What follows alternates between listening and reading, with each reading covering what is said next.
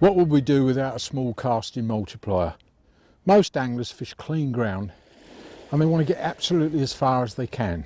15-pound lines are norm, some use 12, but mostly 15. And there are quite a lot of small multipliers around. I mean, in the old days there was only about 3 models, now we've got lots and lots. And the best ones are the ones with the solid frame like this. This is a TF Gear SMAG. Now, it's obviously got magnetic brakes, and I'll go on to that in a bit, but this one-piece frame, it allows you to get your thumb right over and grip the reel as hard as you can, and you can put maximum effort into the cast.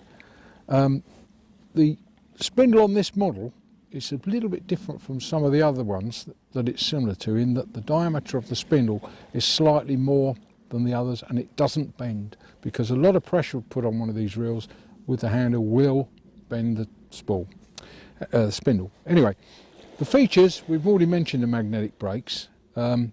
These work on, there's a couple of brakes inside the reel that are not magnetic. They're the ordinary fibre washer brakes.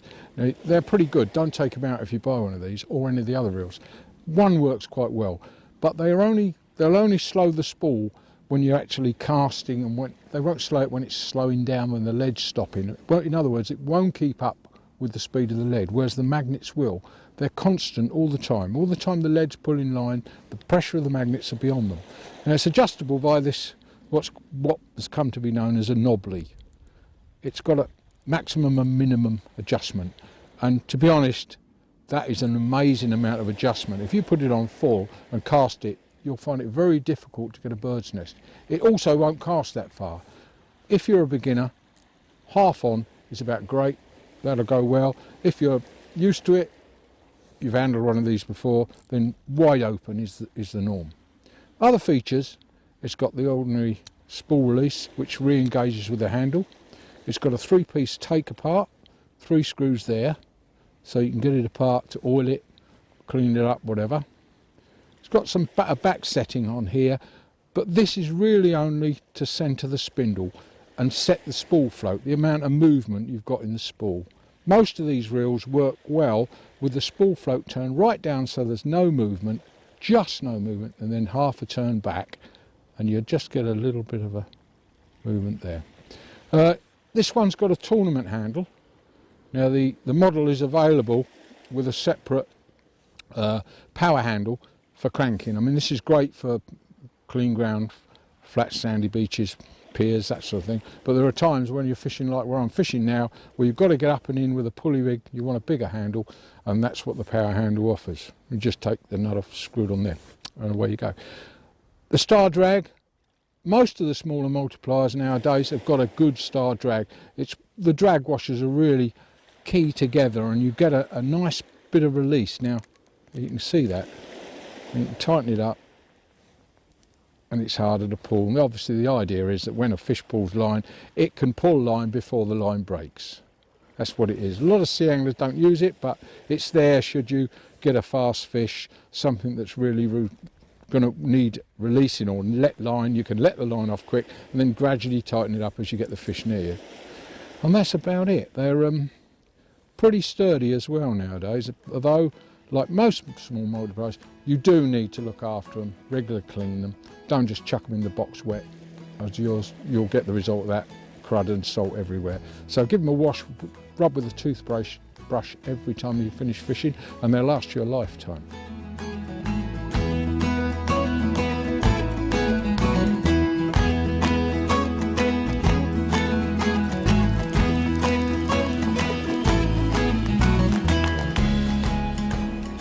Right, at last we've got a small pollock, not big by Irish standards at all, but it's big enough to show you. It's on ragworm on a float. What I'm using is a sliding float. There's a bullet lead below it, and then a swivel down to 15-pound line on a trace, about 6 foot long. Above the float, this is the important bit, put a bead, because then you can put a stop knot above the bead on the line, made out of mono, a grinner knot, 4-turn grinner knot, put 2 on there, 2 stop knots, then you can adjust them up and down the line, and the bead will stop on them. If you don't put a bead on there, they tend to get trapped in the float. The tube in the floats are quite large and they get trapped in the float and it won't slide properly. So just put a little bead on the top. There you go. Big mouth, big eyes, a real predator.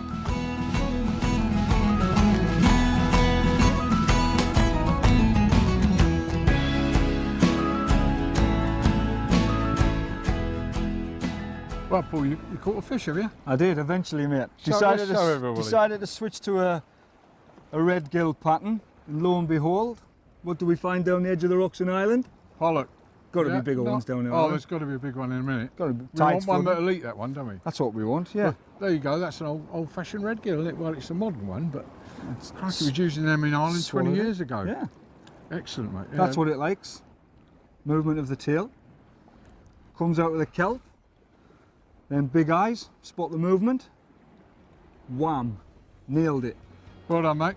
Thanks, mate. You can get back now and catch a bigger one. Go and get a bigger one now. Yeah.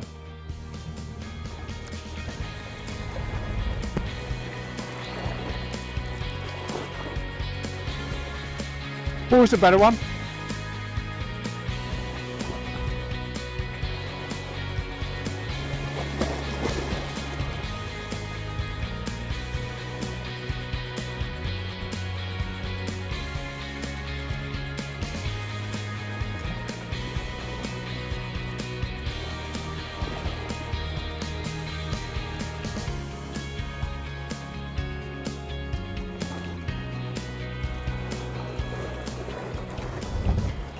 Right, looks like the Pollock are switching on. They're getting bigger. We started off with the pound jobs, now they're getting bigger, they're up to about 3. So any time now we might get a 5-pounder or a 6-pounder. Here's hoping. They're coming on ragworm on the float and on the red gill lures. So lures are the thing, or ragworm. Right, let's get this one back. Right, the beach casting range has got these lighter rods in. They're called the Delta range. My favourite fishing rod, to be honest, this one. The 14 foot casts 4 to 5 ounces, 4 to 8 ounces, sorry. There's also a 13 foot. Features SIC rings, adjustable reel seat, which is most useful because this model can be used reel down or reel up. I prefer it reel down, but it will cast reel up as well. There's several others in the range. There's this 3-piece Delta, it's called the All-Rounder, 16 foot, it's the All-Rounder Match. As you can see, it's a quiver tip version. It's got two spare tips in the butt. So you've got 3 tips altogether, different casting weights. Again, adjustable reel seat. Now you can use this one with a fixed ball or a multiplier. I use it in the fixed ball. Actually, I've used it in Sardinia and I've used it at Seabrook on my own territory in Kent. So it really is an all-rounder. There is also a 16-foot 3-piece version that is more of a casting rod. It's based more like a Delta, casting 5-6 ounces. So you've got pretty well every rod you want in the Delta range, and the price probably one of the best priced rods in the UK, in my opinion. Well, it's that time of day all fishermen hate, all anglers hate. Time to go home. We've been down here on this inside of Loop Head and we fished for about 6 hours and we've had wrasse and pollock, a few doggies, a couple of the lads had, but no congers. We were really hoping for a big one, but we've had some nice pollock and wrasse, so we're not grumbling. And considering we got out of the weather, we come here because of the gale, we think we've done well. Tomorrow we're going after the big stuff. Weather permitting, if this wind drops, which is forecast to, we're going to go out on the boat. So we're going to go out of Carrick Holt and see if we can catch us something really big. Well, the day's fishing's done. We had a lovely day on the Clare Rock, and now we're back in the bar of the Highlands Bar and Hotel to enjoy what the other thing that Ireland's famous for, the crack. With me I've got world champion Chris Clark. What do you come to Ireland, boy? Because I know you love it here. Oh, fantastic. Apart from the fishing, it's the pace of life. It's just slower and more relaxing, and the evenings are great, aren't they? Come in here, have a drink. And take a break. Have a break. Fishing, yeah, absolutely come back. great. Yeah. Good bit of fishing, come back. And, some good food, good friendship, and all the rest is great. Well, we've done well today. You did particularly well. Yeah, not bad, not Lots of bad for a fish. pair of oldies, eh? And the rest of the rowdies at the back, well, they're the rest of the Sea Anglers Sea Safari team. I think they've had too much to drink already. But the evening's young.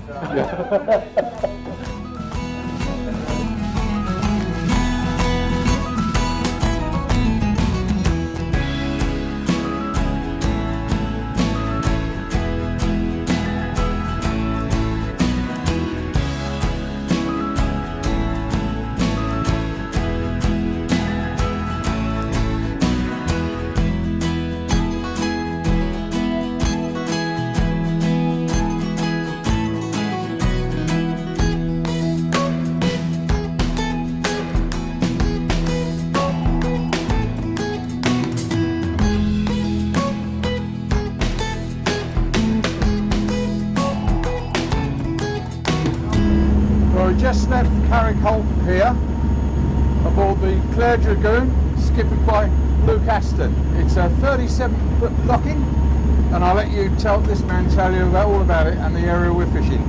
Well, it's a boat that I got built when I stopped commercial fishing about 8 years ago. It's a Locking 366, 37 foot long, powered by 660 horsepower, and cruises at about 15 knots. We're heading down the Shannon Estuary now after leaving Carrick Holt Pier, and we will fish in the Loop Head area to start, get a bit of bait, maybe get a few different species down there, and then depending on conditions and what we want to do today, we'll either go west out onto some deeper reefs at 60 or 70 metres and fish for a variety of whitefish, or if we feel like it, we can come back into the estuary and anchor up and concentrate more on bullhuss and ray and congers and that sort of stuff. Do you fish mainly on the drift with the lures, with the feathers? Certainly, yes. If we Baited feathers? Baited feathers. We do an awful lot of spinning with lead heads, 4 ounce lead And heads. then inshore, fish on the anchor with a fish bait on a trace, that That's kind of right, thing. yeah, just throwing trace. Yeah. Sounds good. Yep. I'm looking forward to it. We want some big fish today. I hope so, Alan.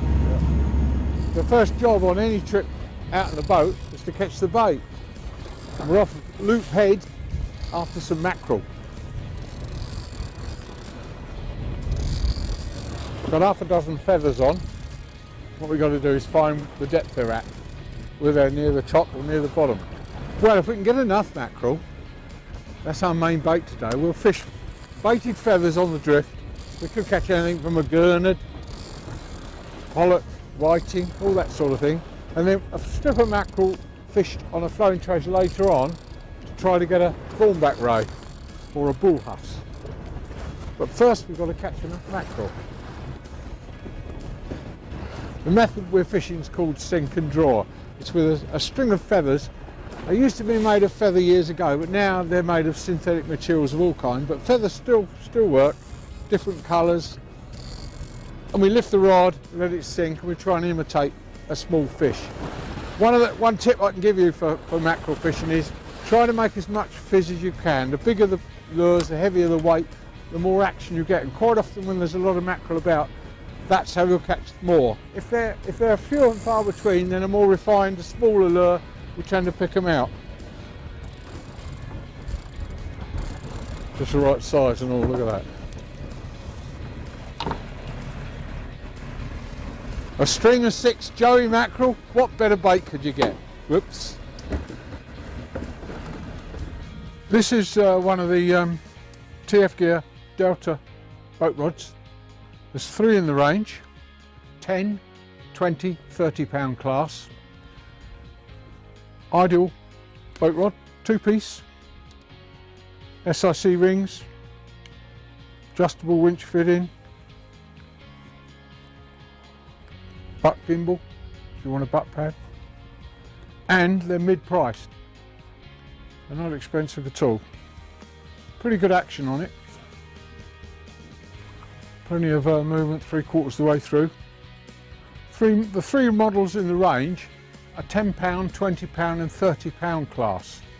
Now lots of anglers like the lighter rods nowadays, and the £10 class tends to get used for light spinning or light gilling over a wreck, that sort of thing, or light bottom fishing from a dinghy. £20, okay, it's great for bigger pollock. £30, well, that's the bigger stuff, although a lot of anglers really are sticking to £20 even for the bigger stuff, especially when they're using braid. These are all braid friendly rings, so you can use braid on the 3 rods. And altogether, not a bad rod. This one is the 10-pounder, so it's the lightest one of the 3. It's about 70 foot down, so it's a fair way. Takes a fair time to get back up. The beauty of braid is you can feel the bites. You put mono on at 70 plus, you don't feel the bites. Or they're taken up by the monofilament stretch. But with braid, you feel everything. Long way up. And we've got colour. What is it?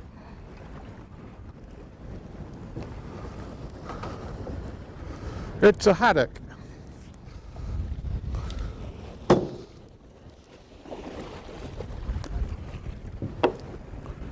Only a small haddock, but most welcome. It's a species that we don't see many of in Britain, Ireland nowadays. Ireland's one of the last bastions of the haddock. Plenty in Iceland and Norway. You see the thumbprint on it. It's a member of the cod family, very similar to a whiting, and it's taken that tinsel feather, baited with a small lump of mackerel.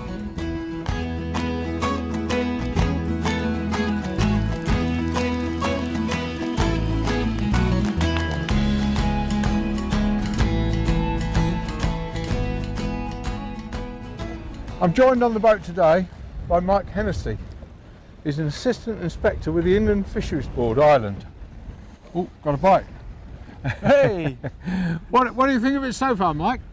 It's super out here, isn't it? Yeah, it is, isn't it? Yeah, we're about 6-7 miles off Loophead, the mouth of the Shannon. You can catch anything here, on anything. And we've been blessed with the weather. Well, we're lucky at the moment. We've got a bit of a window, haven't we? Yeah. They forecast a bit more wind coming back, but fingers crossed. We'll get a couple of we'll hours get here. A couple of hours.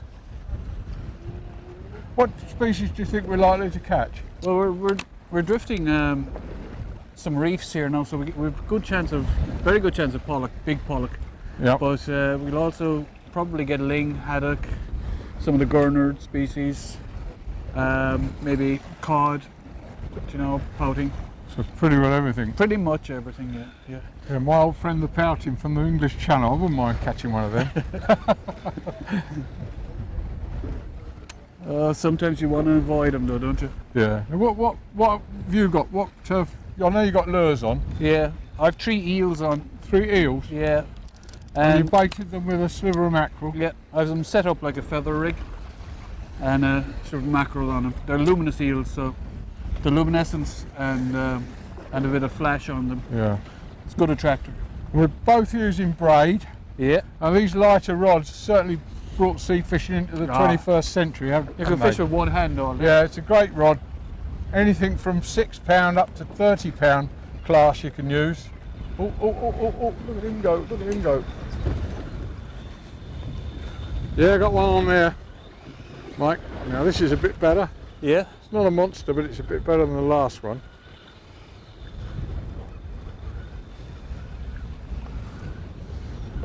What do you think, Pollock? Yeah, it might be. It's a bit more animate than the haddock. It's lovely kind of fishing because of the mystery, isn't it? Yeah. I can't tell which bite's which, but I suppose some people would claim to. That was right hard on the bottom. Was it? Just lifted off and drifted back, yeah.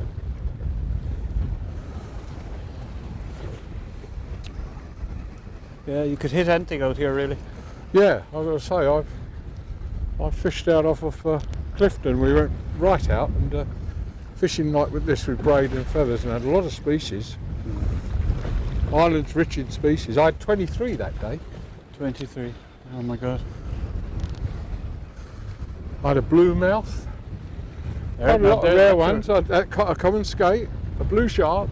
A common skate. Yeah, that was the day On I a had the drift? common skate. No, we got that on the way in, but we drifted. Got about I think 20 species, and we hadn't got a dogfish, so we decided to come inshore to get a dogfish, and I had it on light gear, Yeah. Have we got colour Did you yet? still get the dogfish? No, we never got a dogfish. 23 without a dogfish.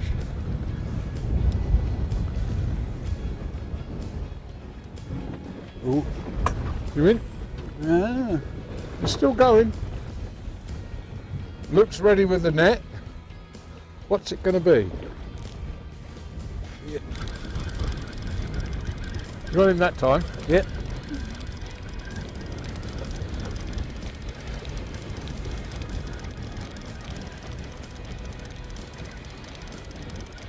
Still coming. Then we got colour. Got two, that's what I've got heavy. No, I've got three, look at that. 3 pollock. Pollock, yeah.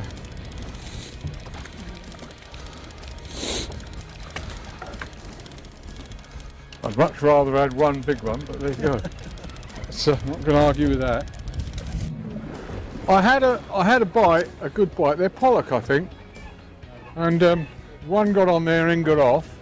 I lowered it again and got another one on there. It felt small, so I let it go, stay there a little longer because I've got 3 hooks on, and I think another one got hold of it as well. So I've probably got 2. It's an effective way of fishing if you want to catch a lot of fish, and it'd be great in a match. But a lot of freelance anglers might think, well, this is good. I'll fish with a single lure to catch a bigger fish, a bigger pollock. But it's good fun, and you've got the choice whether to fish with 1 lure or 3.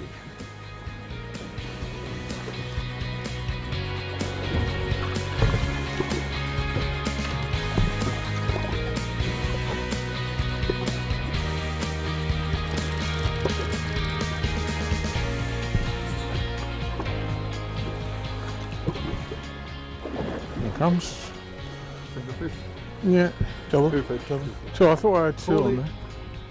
Oh yeah, one's a coalie. Coalie and a pollock. To complement the Delta range of boat rods, we've got 2 models of the Delta boat reels. As you can see, pretty sturdy old reel, got a level line. It's a polycarbonate body, and the fittings, including the spool, are stainless steel. So pretty corrosive resistant. Got all the usual features, a nice spool lever, spool release lever, a very comfortable handle. This one is an odd shape, but it's extremely comfortable. You can really winch. Oh, and we forgot the line out clicker, or the ratchet. Star drag, nice smooth star drag. 2 models of the Delta boat reel. A £20 and a £30 class. The £20 for light to medium fishing, dinghies, gilling, that sort of thing. The £30 class for the heavier stuff. Well, we're using a couple of different baits at the moment. We're using whole calamari squid or a fillet of mackerel. These small jelly ones, just right, a small bait. You can use the whole head, just slice it along so. And just slightly bigger hook than this, a 6/0 perhaps, but put it on like that. That's very effective for congers. Really big bait if you want a really big bait for conger. It's one of my favourites anyway. And a fillet, I mean, we've been more successful today with a fillet, although it's the dogfish it's caught more than anything. The trouble with a fillet is it falls down the hook and blocks the hook point out. So lots of anglers prefer a pennel rig with 2 hooks on it, and the way you do it is put it through there like that, then wrap it round, bring it through right through again, bring it round again, and just hook it in and then out. And when you pull that tight, that line locks it on the bait. See that bit of line there? That locks it in position, because if it slides down the hook shank, it'll end up in the bend and just stop the fish being hooked. With the pennel, you can add the sliding hook on. Just wrap it around like so, put it right through the end of the bait there, and it supports the fillet, stops it falling down. Also, it gives you a hook at each end of the bait, so that's why it's universally accepted as one of the best systems for hooking a large bait. Same with a squid, same but different, should we say. But with a squid, this is quite a small calamari. Lots of sea anglers in the boat, especially after cod and things like that, we use one twice as big as that, or even two. Keeps the dogfish off. That's the theory. Straight through the top of the mantle there, like that. Again, bring the hook right through, wrap it round, and push it through the body and out of the head. Get it right in there. Gives a good presentation, this does. Now that, you can use that on a single hook. It works quite well, the single hook, because the line locks the squid body on. I'll throw my sliding hook away, but hang on, let's get it. But again, with the sliding pennel hook, you can wrap it around, stick it through the top like that, pull it tight, and again you've got the hook suspended, or the bait suspended on the hooks, so that it's got maximum hooking potential. If the fish grabs that end, it'll get a hook. If it grabs that end, it'll get hooked, and of course the bait is supported.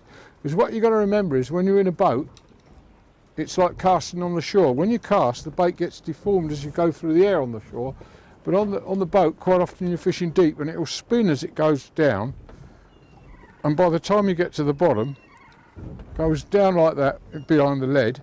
Before you get to the bottom, it can be twisted up around the hook. So that pennel is worth using. That's the mackerel and the squid. Very good.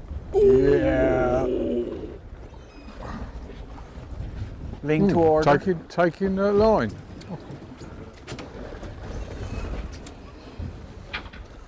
No, so it was a pollock. A better pollock. Don't come off, Mr. Pollock. Whoa! They don't know if hang on.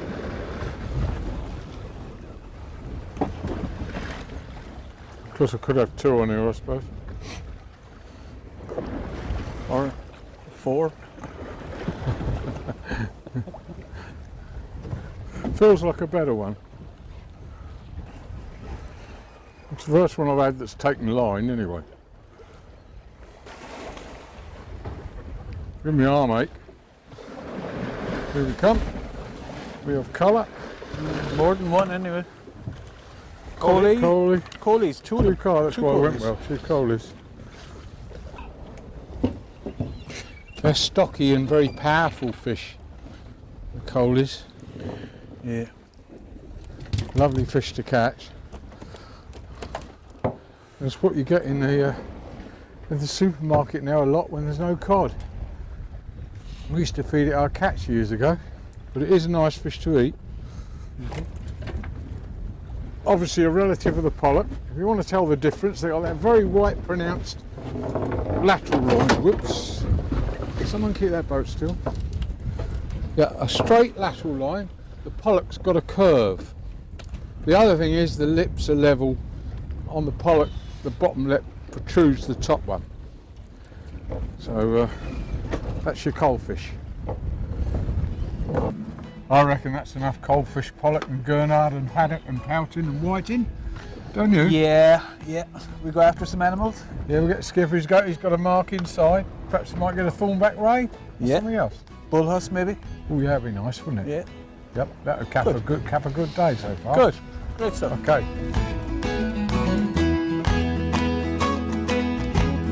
Oh, look at that gorgeous thing. They're coming straight for you.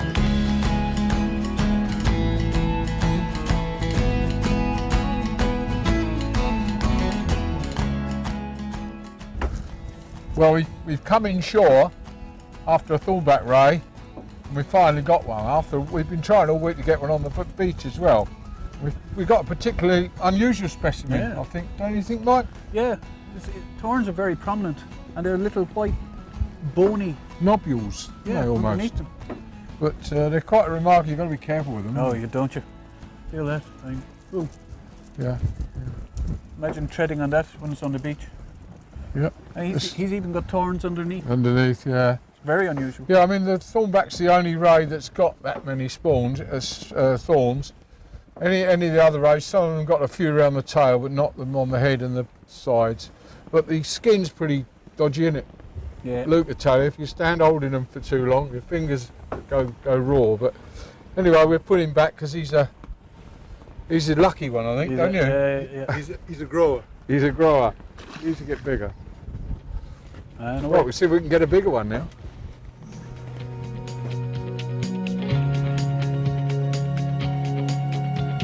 I've had a set of this TF Gear Delta Marine thermal clothing for a year now, for a whole season, and put it through its paces. This is a two-piece suit. It's in breathable material, thermal lining in the side, inside, salopettes and a jacket. It's a nice combination if you want to control your temperature in the winter, because England's can be quite warm sometimes, even in November, and in the sunshine having a full one-piece suit on can be really uncomfortable. A lot of anglers wear flotation suits and they wear them on the shore as well, and they can be really roasting. So I've always preferred the two-piece. Now this has got storm cuffs, nice and adjustable, so when you cast the line don't get caught on anything. Plenty of pockets, all velcroed up, nice strong zip. That's one of the worst parts of any kind of jacket, is not having a good zip. Like that. And even an inside pocket, you can put your mobile phone. So you've got all bases covered. Base of the trousers, the bottoms around your boots, have got plenty of adjustment. Got a zip, so you can get your boots through the suit. And a nice touch is this lining, which has got a clip on it and Velcro. Now if you're wearing rock boots or waterproof boots, most of these kind of boots, the TF Gear ones, are waterproof up to that line. So if you put this lining on, clip it up, it gives you that little bit more waterproof, and you can wade perhaps up to there. You can't wade much further, but it does give you the chance to go and fill your bucket of water or small things like that. Nice zip, Velcro, you can adjust it around there, so that gives you a little bit more. Altogether, a nice combination.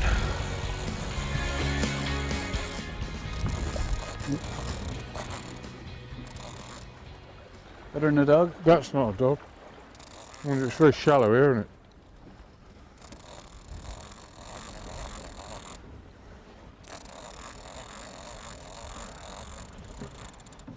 I do believe I've got a ray. Yep. Yep. Ray on, Luke.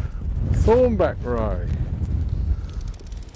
It's not a monster, but it's a long time coming, but we've got one.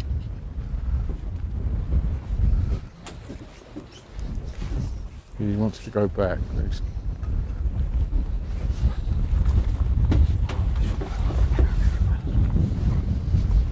Well done, Skip.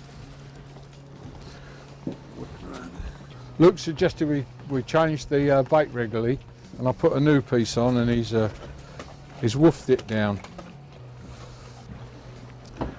Match your thornback ray. The weirdest creature on the planet, really.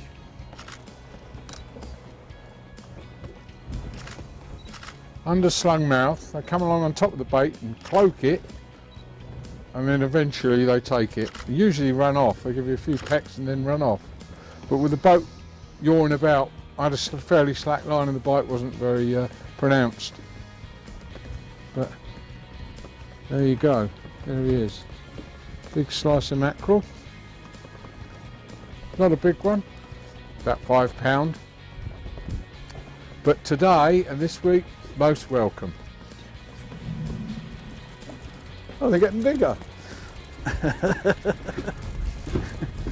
What do you think, Luke? Another 2 hours?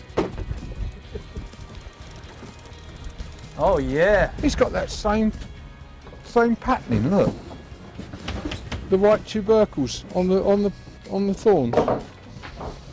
Must be peculiar to this bay. He's a bit bigger though, isn't he? Might double bigger, but getting there. Yeah, it's a lovely fish. This is the best one of the day, I think. Knocking £10. We had to come right in close to the mooring to get it. It's amazing. Right, we've had a lovely day today. The weather wasn't that good, but we've caught a few fish, 10 species I think altogether. We're still fishing now, we're just going to call it off. We've got a thornback right at last thing. Pulled it out of the bag. Yeah. Well, fair play to you. I think we did. We've got to thank Luke Aston and his boat, Clare Dragoon, for a great day. If you're interested in any of the venues we've done during this DVD, they'll be repeated in Sea Angler. And if you want to get in touch with Luke Aston for a trip, all of Luke's details on the Clare Dragoon and his guest house are at the end of the DVD. In the meantime, we're going to head inshore in a minute and get back to that bar for some of that Guinness. One or two. I don't like Guinness. No. I'll go for the Smethwick's myself. Okay. Sounds like a plan. I've got a bite here too. So have I. Cheerio.